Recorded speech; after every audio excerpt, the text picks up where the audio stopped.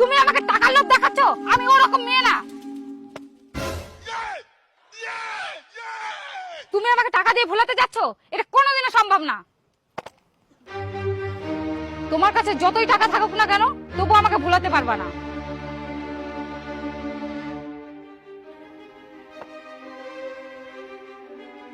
এটা কিন্তু বাড়াবাড়ি হয়ে যাচ্ছে।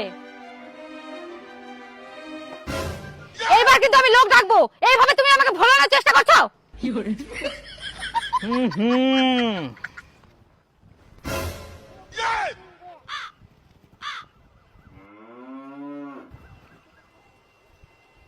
ঠিক আছে, ওকে প্লিজ।